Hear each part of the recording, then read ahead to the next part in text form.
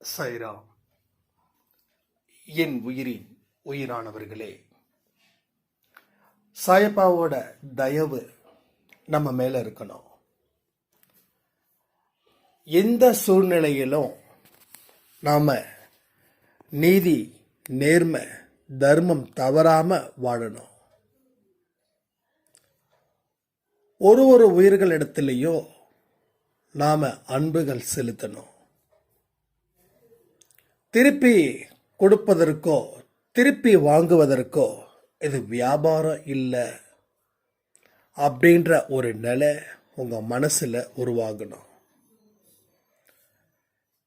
அன்பை வியாபாரமா ஆக்கும்போது அந்த அன்பு அத்தனையும் பயனற்ற அன்பாவே மாறிடும். எல்லை இல்லாத அன்பு கொடுக்கறதுல நீங்க வல்லலா இருக்கணும். யாரையும் எந்த காரணத்தையும் வச்சு ஒருத்தவங்களை கேவலப்படுத்தவோ அழிக்கணும்னு நினைக்கவோ அந்த எண்ணத்தை அடியோட அழிக்கணும். ஸோ இந்த வார்த்தைகளை உங்க மனசுல நீங்க வைங்க. இப்படிப்பட்ட மனநிலை கொண்ட மனிதர்களுக்கு கடவுளுடைய அற்புதமும் கடவுளோட தயவும் கடவுளோட இரக்கமும் நம்ம மேல 100க்கு 100 வந்து சேரும். நல்லா புரிஞ்சுக்கணும். கடவுள் நம்ம மேல இரக்கம் இல்லை அப்படின்னா நம்ம வாழ்க்கையில கொடுமையான பகுதிகளை சந்திக்கக்கூடிய சூழ்நிலை ஏற்படும். எவ்வளோ பெரிய பணக்காரரா இருந்தாலும் சரி, இல்லை எவ்வளோ பெரிய ஏழைகளா இருந்தாலும் சரி, கடவுளோட பார்வை அவங்க மேல இருக்கணும். கடவுள் அவங்க மேல இறக்கப்படணும். இறக்கப்படுற அளவுக்கு நம்ம வாழ்க்கை சுத்தமான வாழ்க்கையா மாத்தணும். இதையெல்லாம் உங்களால உணர முடியுதா? நான் சொல்றத அத்தனையும் உங்க பேச்சுல ஒரு நிதானம், உங்க வார்த்தைகளை இருக்கக்கூடிய அன்பு, நீங்க செய்யக்கூடிய செயல்கள், இதன் மூலமா கிடைக்கிற பேரானந்தம். நாம ஒரு செயல் செய்யறோம் அப்படின்னா அத முதல்ல நாம நம்முடைய செயல்களை விரும்புறோமா? எந்தெந்த விஷயத்தை நீங்க விரும்பலையோ அத அத்தனையும் கடவுளும் விரும்பல. பாருங்க, நிறைய பேர் வேலைக்கு போறத பத்தி கேட்டா எப்படி உங்க வேலை போகுது அப்படின்னு கேட்டா என்ன சொல்லுவாங்க? என்னமோ போகுதுங்க, எதுவுமே சரியில்லை. இந்த மாதிரி விரக்தியான விஷயத்தை தான் பேசுவாங்க. என்னமோ போகுது, எதுவுமே சரியில்லை. இதுல ஒரு 10 பேருக்கிட்ட நாம இந்த மாதிரி கேள்வி கேட்டா அதுல 9 பேரும் இப்படிதான் சொல்லுவாங்க. எப்படி போகுது வாழ்க்கை, எப்படி போகுது உங்க வேலை, எப்படி போகுது உங்க பையனுக்கு வேலை என்ன ஆச்சு, உங்க பொண்ணு எப்படி இருக்காங்க அப்படின்னா எல்லாரும் சொல்லக்கூடிய வார்த்தைகள் அந்த 9 பேர் 10க்கு 9 பேர் சொல்லக்கூடிய வார்த்தைகள் என்னமோ போகுது, எப்படியோ போகுது, போனா போகுதுன்னு சொல்லி காலத்தை ஓட்டிக்கிட்டு இருக்க. இந்த மாதிரி வார்த்தைகளை மட்டும்தான் நம்ம பேசுறோம். ஏன்னா நம்ம வாழ்க்கையிலையும் நம்ம திருப்தி அடையல, நம்மளுடைய செயல்களிலும் நம்ம திருப்தி அடையல, நம்ம சுத்தி இருக்கிற மனிதர்கள் மூலமாகவும் நாம திருப்தி அடையல. அப்ப எங்கேயோ தவறுகள் நடந்துகிட்டே இருக்குது. ஒரு சின்ன தீப்பொறி ஒரு காட்டையே பத்த வச்ச மாதிரி ஒரு சின்ன தவறுகள் இல்ல சின்ன அலட்சியம் உங்க வாழ்க்கையே அது புரட்டி போடுது. அப்ப உங்களுக்கு நீங்க செய்யக்கூடிய அத்தனை விஷயத்திலையும் திருப்தி இருந்துச்சு அப்படின்னா கடவுள் உங்களை படைச்சதில்ல திருப்தி காண்கிறார். உங்க வாழ்க்கையில நீங்க திருப்தி ஏற்படுத்தல, நீங்க விரக்தியான மனநிலையில இருக்கீங்கன்னா, கடவுள் உங்க படைச்சதுல பெருமைப்படல. நீங்க எந்த மாதிரி புலம்புறீங்களோ அந்த மாதிரி அவருக்கு கவலைகளும் அதிகரிக்குது.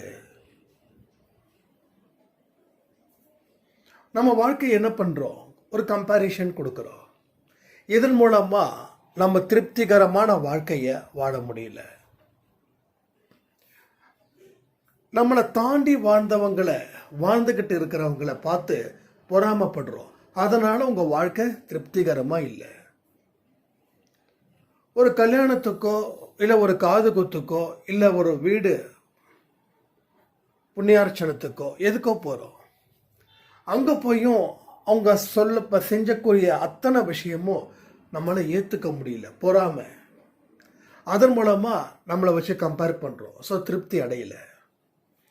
போட்டிருக்கிற ட்ரெஸ், அவங்களோட ஸ்டேட்டஸ் பார்த்து ஒரு கம்பேரிஷன் பண்றோம். அங்கேயும் திருப்தி அடையல.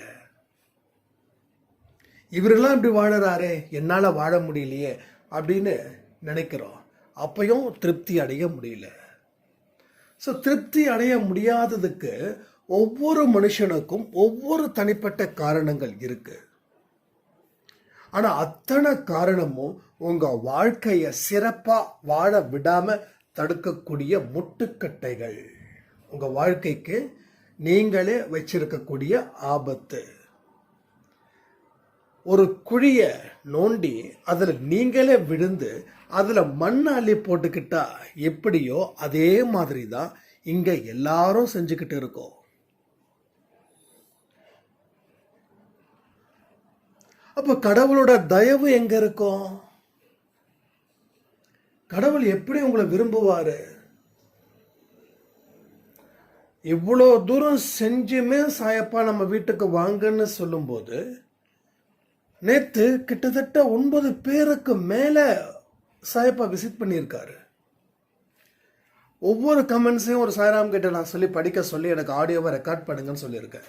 ஸோ அவங்களுக்கு ஒரு 1 or 2 டேஸில் அது நம்ம அன்பே சாயில பப்ளிஷ் ஆகும், நிச்சயமா பப்ளிஷ் ஆகும். அப்ப இந்த மனம் மாற்றத்துக்கே சாயப்பாவோட அருள் இருக்குதுன்னா, இன்னும் 100% நம்மளோட மனம் மாற்றத்தை நாம ஏற்படுத்தினா நம்ம வாழக்கூடிய வாழ்க்கை எப்படி தெரியுமா இருக்கும்? இன்னைக்கு நீங்க அண்ணாந்து பாக்குறீங்க, எனக்கு ஒரு வாழ்க்கை கிடைக்காதான்னு. நீங்க எவ்வளவு தூரம் அண்ணாந்து பாக்குறீங்களோ அதை விட 2 மடங்கு நீங்க மேல போய் சந்தோஷமா இருப்பீங்க, உச்சத்துல போவீங்க. இது எல்லாமே இங்க நடக்கும். ஏன்னா உங்களுக்குள்ள நீங்க குழி வெட்டிக்காம இருக்கணும், உங்களுக்குள்ள நீங்க முட்டுக்கட்டை போடாம இருக்கணும். இந்த விஷயத்தை நீங்க தொடர்ந்து நினைச்சுக்கிட்டே இருங்க. எந்த விஷயத்தை நினைக்கணும்? யார் மேலையும் எந்த விதமான ஒரு பொறாமையோ ஒரு மோசமான ஒரு எண்ணத்தையோ அவங்க மேல வைக்கக்கூடாது. நம்ம எல்லாமே சிறப்பா பண்றோம், ஆனா நம்ம மனசுல இருக்கக்கூடிய அழுக்குகளை நம்ம சரி பண்ணவே இல்லை. அழுக்கு நம்ம யாராவது விரும்புவோமா? அழுக்கை யாராவது விரும்புறவங்க இருக்காங்க? உலகத்துல ஒருத்தவங்க கூட அழுக்க விரும்ப மாட்டாங்க. ஒரு அழுக்கான ஒரு பிளேஸ்ல ஒர்க் பண்றவங்க கூட அந்த வேலையை முடிச்சிட்டு வீட்டுக்கு வந்து சுத்தம் பண்ணிட்டு அதுக்கப்புறம் தான் மற்ற வேலைகளை பார்ப்பாங்க. அழுக்க யாரும் விரும்புறது இல்லை. அப்ப ஏன் மனசுல மட்டும் இவ்வளோ அழுக்குகளை வச்சுக்கிட்டு இருக்கோம்? ஒரு சாய்ராம் கேட்டாங்க, அன்பே சாயில சொல்லக்கூடிய வார்த்தைகள் அத்தனையும் செயல்படுத்தணும் அப்படின்னு ஆசை இருக்கு. கண்டிப்பா நல்ல வாழ்க்கை கிடைக்கும், அதுல நான் 100% நம்புறேன். ஆனா என்னால எப்படி அதை சட்டுன்னு செய்ய முடியுதுன்னு தெரியல. நான் மாறினாலும் அந்த சுத்தி இருக்கிறவங்க மாறினாதானே அப்படின்னு கேட்டாங்க. அந்த ஒரு வார்த்தை அழகான வார்த்தை.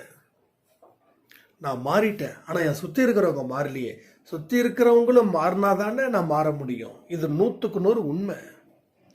இந்த ஒரு விஷயத்தை தான் ஒவ்வொரு மனுஷனும் நினைச்சுக்கிட்டு இருக்கா. அதனாலதான் இவ்வளவு பிரச்சனைகள். நீ மாறு, நான் மாறுறேன். நீ மாறலன்னா நானும் மாற மாட்டேன். ஒரு மனுஷனும் நினைக்கிறான். மனுஷன் வாழ்க்கையில தோல்வி அடைகிறது இந்த மாதிரி மோசமான எண்ணத்தை அவன் வச்சிருக்கிறதால மட்டுமே. யாரும் யாருக்காகவும் மாற மாட்டாங்க. நீங்க அவங்க மாறினாதான் நான் மாறுவேன் அப்படின்னா உங்களுக்கு முடிவில்லாத பிறப்புகள் வந்துகிட்டே இருக்கும். ஒவ்வொரு ஜென்மமும் தீர்மானிக்கப்படும் நீங்க எப்படிப்பட்ட வாழ்க்கைய வாழணும்னு சொல்லி.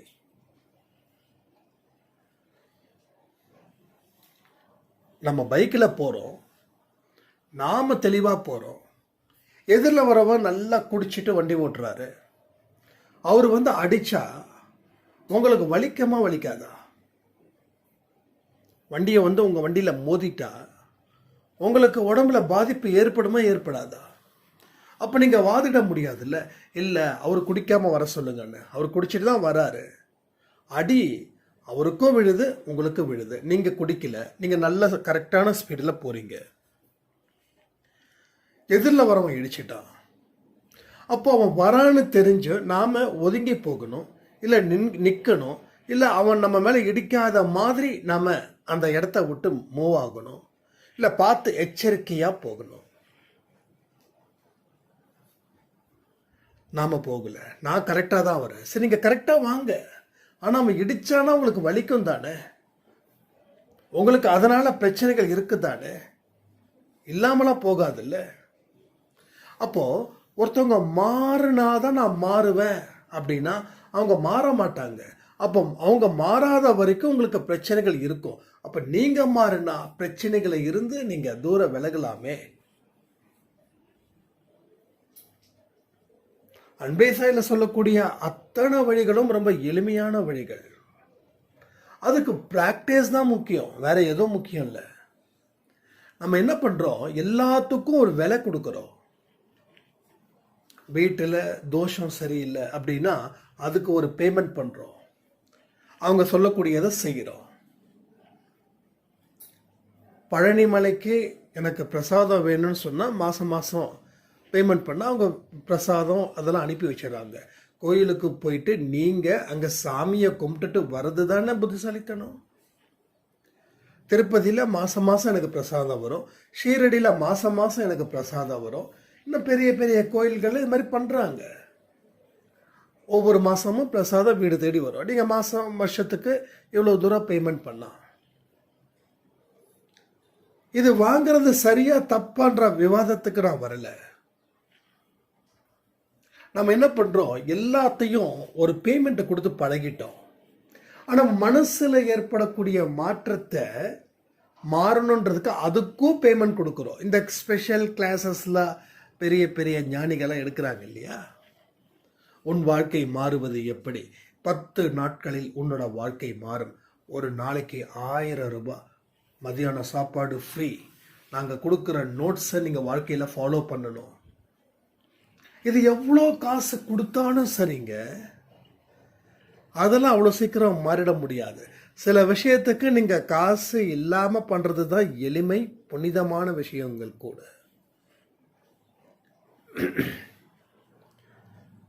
என்கிட்ட கூட ஒரு சாய்ராம் சொன்னாங்க, அண்ணா நீங்கள் பேசாமல் ஒரு கவுன்சிலிங் மாதிரி வச்சு ஒவ்வொரு சிட்டிங்க்கும் ஒரு 500 ரூபாய் 1000 ரூபாய் நீங்கள் வாங்கினா ரொம்ப சூப்பராக இருக்கும்ல.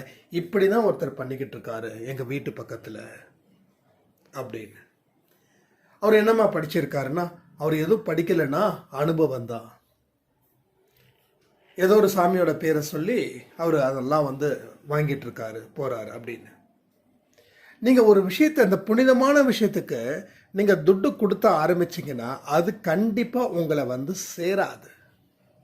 அதை நீங்க நல்லா புரிஞ்சுக்கோங்க. உங்க உள்ளம் தூய்மையாகணும், உங்க உள்ளத்துல மாற்றங்கள் ஏற்படணும் அப்படின்னா அதுக்கு நீங்க குருவா இருந்து, நீங்க மாணவனா இருந்து அந்த அனுபவத்தை நீங்க கத்துக்கணும். இப்போ அன்பேசாயில் யாராவது வந்து பேமெண்ட் கொடுத்தாதான் என்னோட நம்பர் கொடுப்பேன், பேமெண்ட் கொடுத்தாதான் நான் உங்ககிட்ட பேசுவேன், பேமெண்ட் கொடுத்தாதான் நீங்கள் என்னை வந்து பார்க்க முடியும் அப்படின்னு ஏதாவது டேர்ம்ஸ் நம்ம வச்சுருக்கோமா என்ன? ஒருவேளை ஃபியூச்சரில் அப்படி நம்ம கேஷ் வாங்கினா அது என்னுடைய வயிற்றுக்குள்ளே போகாது, ஏழைங்களோட வயிற்றுக்கு வேணால் அது போகும். ஏன்னா எது வேணாலும் நடக்கலாம். 10 ரூபா உங்ககிட்ட வாங்கினா அந்த 10 ரூபா எனக்கு போயிடக்கூடாதுன்னு நான் ரொம்ப தெளிவாக இருக்கேன். அது யாருக்கு போய் சேரணும்? உண்மையான ஏழைகளுக்கு போய் சேரணும். உண்மையான கடவுள் நினைச்சு நம்பி உட்காந்துக்கிட்டு இருக்கிறவங்களுக்கு போய் சேரணும் அந்த பைசா. அதாவது நம்ம என்ன பண்றோம், இருக்கிறவங்க கிட்ட வாங்கி இல்லாதவங்க கிட்ட கொடுக்கறது தப்பு இல்லை. ஆனா இருக்கிறவங்க கிட்ட வாங்கி அதை நான் எனக்கே வச்சு, எனக்கு கார் வாங்க ஆசைன்னா ஓகே, எனக்கு வீடு வாங்க ஆசைன்னா ஓகே அப்படின்னு சொல்லி பண்ணலாம். எனக்கு இன்னொருத்தர் கூட ஒரு ஐடியா கொடுத்தாரு, உங்களால் பேமெண்ட்லாம் ரொம்ப ஈஸியாக ரெடி பண்ண முடியும்ல, பேசாமல் ஏதாவது ஒரு வீடு ஒன்று வாங்கி போட்டுடலாமே, நீங்கள் சொன்னீங்கன்னா கண்டிப்பாக கொடுத்துருவாங்களேன்னு. அதில் ஒரு பைசா வந்தால் கூட அது பாவப்பட்ட காசுன்னு தெரியல. ஏன்னா எல்லாரும் என்ன பண்ணிட்டாங்க, என்ன பண்ணுறது என்ன செய்யறதுன்னு தெரியாமல் தர்மத்தை மீறி நடக்கிறாங்க. ஸோ இங்கே கடவுளோட அருள் யாருக்கும் கிடைக்காது. தர்மத்தை மீறினா கடவுளோட அருள் எப்படி கிடைக்கும்? சில பேர் தர்மத்தை மீறி கடவுள் பேரில் துட்டு சம்பாதிக்கிறாங்க, சம்பாதிச்சுட்டு போகிறாங்க. அவங்க செய்யணுன்றதுக்காக நானும் செய்யணுமா? அவங்களே தலையில் மண்ணவாரி போட்டுக்கிட்டா நானும் மண்ணவாரி போட்டுக்கணுமா? இதெல்லாம் இது எனக்காக நான் சொல்லலை, என் இடத்துல இருந்து நீங்கள் அதெல்லாம் யோசிச்சு பாருங்க. அப்போ தர்மம் எவ்வளோ பெருசுன்னு நமக்கு தோணும். நம்ம எத்தனை நாள் எத்தனை வருஷம் வாடுறோன்றது முக்கியம் இல்லை, எப்படி வாழறோன்றது முக்கியம் இல்லை. மாளிகையில் வாழ்றியா இல்லை மண்ணில் வாழ்றியான்னு முக்கியம் இல்லை. நீ வாழும்போது கடவுளுக்கு உண்மையான மனுஷனாக இருந்தியா, 10 நாளோ இல்லை 10 வருஷமோ இல்லை 10 மாசமோ நீ வாழ்ந்து கடவுளுக்கு பிடிச்ச மாதிரி வாழ்ந்தியா? ஒவ்வொரு தினமும் கடவுளுக்கு பிடிச்ச மாதிரி நீ நடந்துக்கிட்டியா?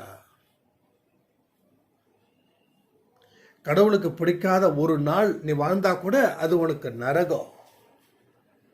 அப்போ எத்தனையோ பேர் வந்து கடவுளோட பேர்ல வந்து உண்டியல் வச்சு காணிக்க வச்சு மாளிகை கட்டி அதை பண்ணி இதை பண்ணி, இது மிக தவறான விஷயங்கள். இதெல்லாம் தவறான முன் உதாரணம். இப்போ இவங்கள மாதிரி செய்யறதால தான் இன்னும் பல பேருக்கு ஓகே நம்மளும் ஏதாவது ஒன்று செய்வோம், ஏதாவது ஒன்று பண்ணுவோம் அப்படின்ற ஒரு தாட் இவங்களுக்கு வருது. ஸோ அன்பேசாய் கோயில் கட்டுறதுக்கு ஏன் இவ்வளோ தாமதம்? ஏன்னா என் கையில் காசு இல்லை, ஒரு 10 லட்ச ரூபாய் வேணும் எடுத்த உடனே கட்டுறதுக்கு. கண்டிப்பாக நான் அன்பேசாயில் கோயில் கட்டணும் டொனேட் பண்ணுங்க அப்படின்னா 10 ரூபாயில இருந்து 10,000 வரைக்கும் இல்லை, 50,000 வரைக்கும் இல்லை, எவ்வளோ வேணாலும் கிடைக்கும். ஆனால் நாம் அதை செய்யக்கூடாதுன்றதுல ரொம்ப தெளிவாக இருக்கும். கோயில் கட்டுறியா, அது ஒரு ரிஸ்கில் கட்டு. கோயில் கட்டினதுக்கு அப்புறம் ஒரு ட்ரஸ்ட் ஆரம்பி, அந்த ட்ரஸ்ட்டில் கொடுக்குற காசை ஒரு ஆடிட்டரை போட்டு அதை மெயின்டைன் பண்ணு. இல்லாதவங்களுக்கு அவங்க உண்மையிலே இல்லாதவங்களா இல்லை வந்து இருந்தும் உங்ககிட்ட இருந்து வாங்கிறதுக்காக இல்லைன்னு சொல்லி ட்ராமா ஆடுறாங்களா, அதில் பார்த்து பண்ணு. இதெல்லாம் எதிர்கால ஃபீச்சர்ஸில் நம்ம செய்யக்கூடிய வேலைகள்.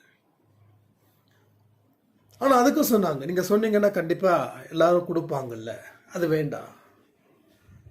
கோயில் எல்லா ஊர்லேயும் இருக்கு, நம்ம கோயில் கட்டி தான் சாயப்பா உட்கார வைக்கணுன்ற அவசியம் இல்லை. கரெக்டு தானே? எல்லா ஊர்லேயும் கோயில் இருக்குது. நாம் ட்ரஸ்ட் ஆரம்பித்து தான் நம்ம கொடுக்கணுன்றது இல்லை. நம்ம கோயில் கட்டி தான் அருளை வந்து எல்லாருக்கும் கொடுக்கணுன்றது இல்லை. எல்லா இடத்துலையும் சாயப்பா இருக்கார், எல்லா ஊர்லேயும் சாயப்பா கோயில் இருக்குது. எங்கேயுமே இப்போ நம்ம இருக்கிற ஊரில் கோயிலே இல்லை அப்படின்னா கொண்டு வரலாம். நம்ம சாயப்பா தான் வந்து ஒரு ஏரியாவுக்கும் ஒரு இடத்துல அழகாக கம்பீரமாக உட்காந்துருக்காரு. நம்ம ட்ரஸ்ட்டு ஏகப்பட்ட ட்ரஸ்ட்டு. நான் இங்கே ஒரு ட்ரஸ்ட்டுக்கு தான் நான் கொடுத்துட்ருக்கேன். நான் எவ்வளோ அவ்வளோ அந்த கமிட்லாம் இல்லை, எவ்வளோ மனசில் படுதோ அப்படி கொடுத்துட்றது. ஏன்னா அவங்க உண்மையிலே அதை வந்து கரெக்டாக மெயின்டைன் பண்ணுறாங்க. ஏழைங்க மட்டும்தான் அங்கே சாப்பிட்றாங்க. பணக்காரர்களுக்கு அங்கே இடம் இல்லை. எந்த ஒரு புண்ணியத்துக்காகவும் நம்ம கொடுக்கல. என்னோட சொந்தங்கள் யாரும் பசியோடு இல்லாமல் இருக்கணும், அதனால நம்ம முடிஞ்ச ஒரு காணிக்கை, அவ்வளோதான். இதெல்லாம் எதுக்கு சொல்கிறோம் அப்படின்னா, நம்ம விஷயத்தில் நம்ம தெளிவாக இல்லைன்னா நம்ம வாழ்க்கையில் பெரிய குழப்பத்துக்கு ஆளாக நேரிடும். குழப்பம் வந்துருச்சுன்னா பயம் வரும், பயம் வந்துச்சுன்னா தப்பு பண்ண ஆரம்பிச்சிடுவோம். நான் சொன்னேன் இல்லை, எடுத்த உடனே பாயிண்ட்டு, சின்ன பாயிண்ட்டு சரியில்லைன்னா எல்லாமே சரியில்லாமல் போயிடும். அஸ்திவாரமே ஸ்ட்ராங்காக இல்லை, பில்டிங் கட்டினா கண்டிப்பாக அந்த காற்றுக்கு மழைக்கு தாங்கும். காற்றுக்கே தாங்கலை, புயலுக்கு தாங்கும். காற்றுக்கே தாங்காத ஒரு பில்டிங் புயலுக்கு தாங்கிடுமா என்ன? நம்ம நிறைய பார்க்குறோம் இந்தியாவில். புதுசாக பில்டிங் ஆகக்கூடிய இடங்கள், ஒரு மழை வந்துருச்சுன்னா, இப்போ கூட சென்னையில் கூட ஒரு பெரிய சம்பவம் ஒன்று நடந்துச்சு, வேளச்சேரின்னு நினைக்கிறேன். ஸோ நம்ம புரிஞ்சுக்கணும் நம்மளுடைய ஸ்ட்ராங் பாயிண்ட் எங்கே, அது என்ன தெளிவாக இருக்கணும். 1000 பேர் குழப்புவாங்க, 1,00,000 பேர் குழப்புவாங்க, கோடி பேர் குழப்புவாங்க. நான் அவங்க சொன்னாங்கன்னு சொல்லி நான் களத்தில் இறங்கினேன், தோத்துட்டேன். அவங்க சொன்னாங்கன்றதுக்காக நீ களத்தில் இறங்குனியா, இல்லை நீ களத்தில் இறங்குனா கரெக்டாக இருக்கும்னு நினச்சி இறங்குனியா? இந்த 2 விஷயங்கள் இருக்கு. நீ களத்தில் இறங்க தான் போகிற, போரிட தான் போகிற சந்திக்க தான் போகிற. சந்திக்காம போர் முடியாது. அப்போ ஒருத்தன் உன்னை சொல்லுறான், நீ இப்போ களத்தில் இறங்க, நீ சண்டை போடுன்னு சொல்லுறான். உனக்கு எங்கே போச்சு அந்த அறிவு? அப்படி களத்தில் இறங்கணும்னா உன்னுடைய மனபலமும் உடல் பலமும் தயார் நிலையில் இருந்து நீ களத்தில் சண்டை போடலாம். இப்படி வாழ்க்கையை தொலைச்சவங்க நிறைய பேர், 1 2 இல்லை. இன்னைக்கு பல பேரோட வாழ்க்கையில் யாராவது ஒருத்தவங்களோட வழிகாட்டுதலின்படி வாழ்ந்து தோத்தவங்க, அவமானப்பட்டவங்க தான் இன்னைக்கு நிறைய பேர்.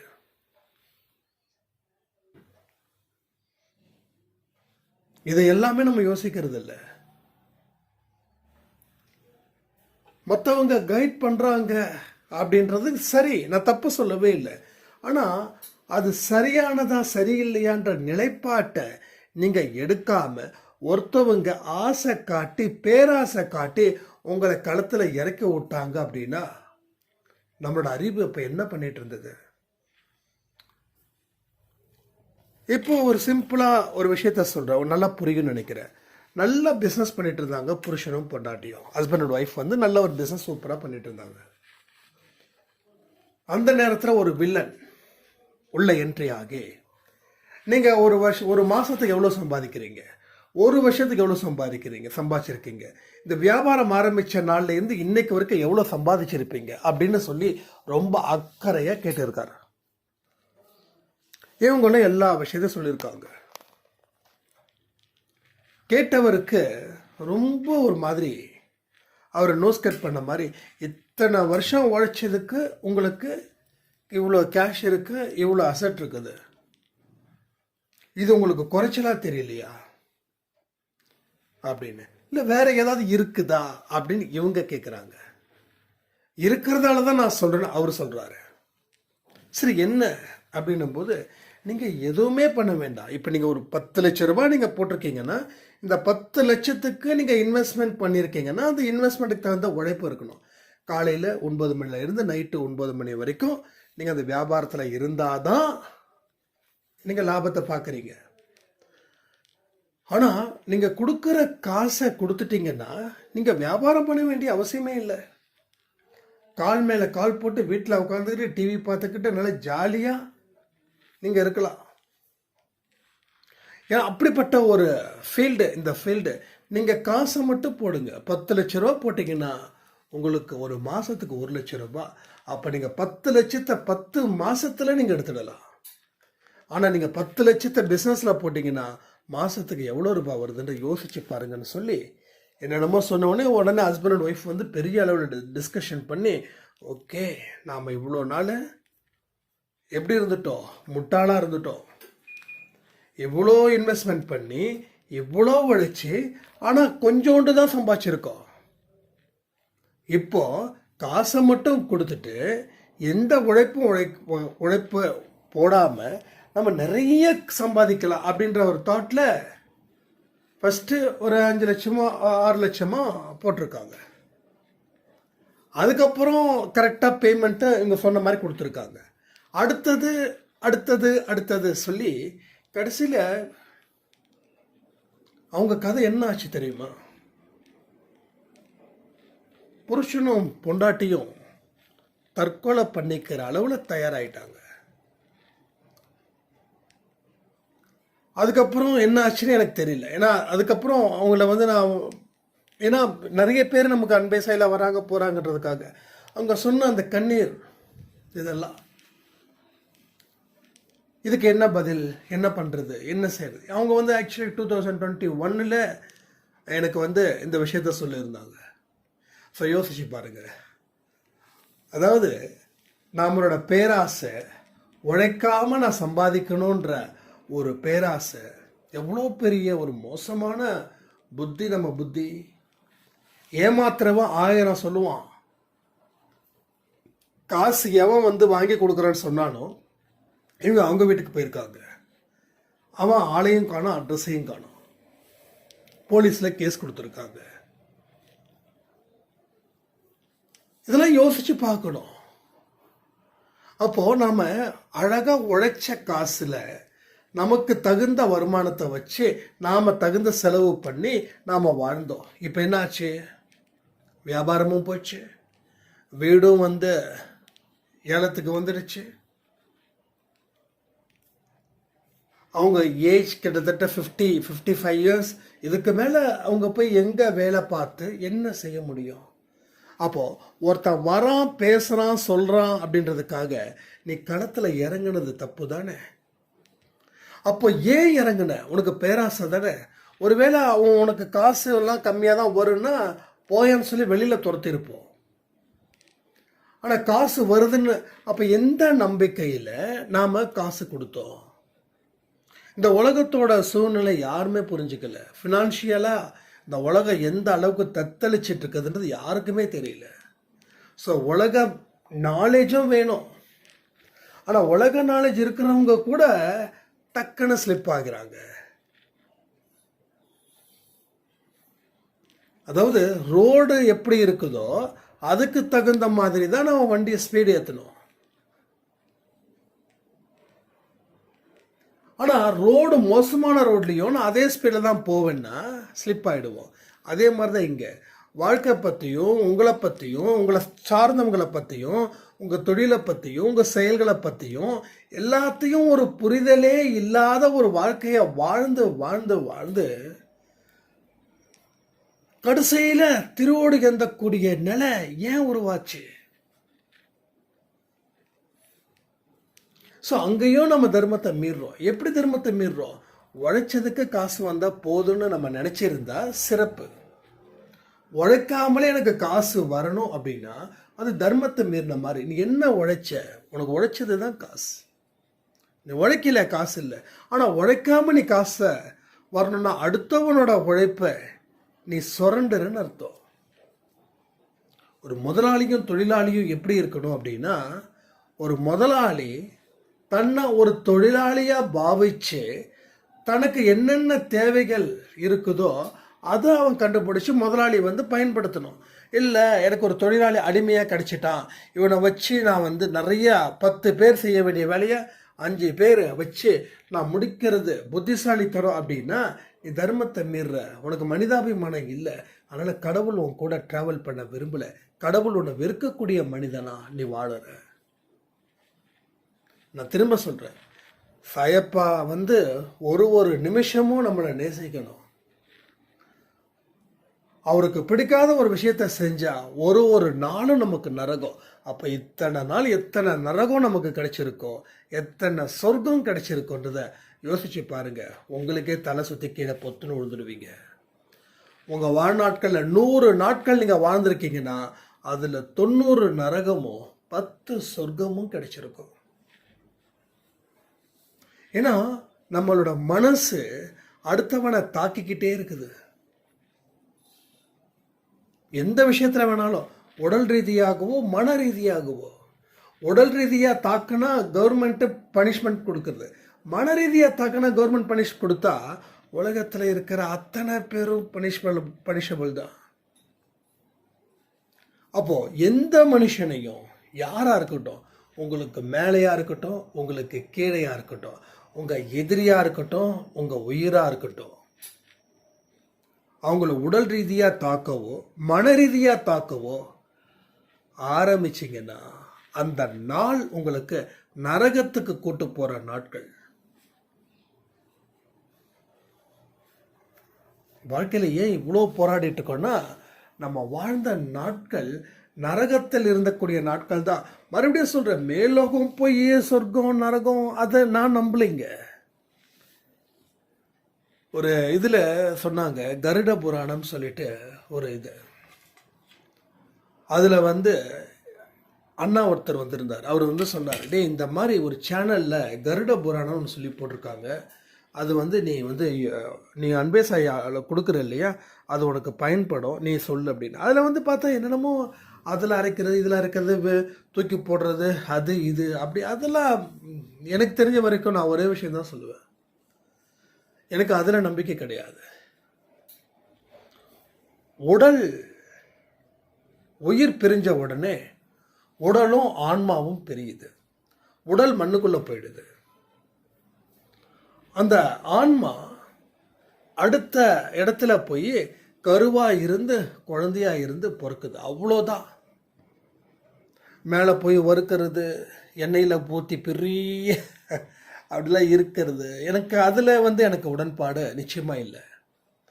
அது எதுக்காக இந்த விஷயத்த சொல்லியிருப்பாங்கன்னா, பாவம் பண்ணால் இவ்வளோ பெரிய விளைவுகள் இருந்தால் சொன்னால் மனுஷன் அடங்குவான்றதுக்காக சொல்லப்பட்ட ஒரு கதையாக இருக்கலாமே தவிர அதில் நான் முழுசாக நம்பலை.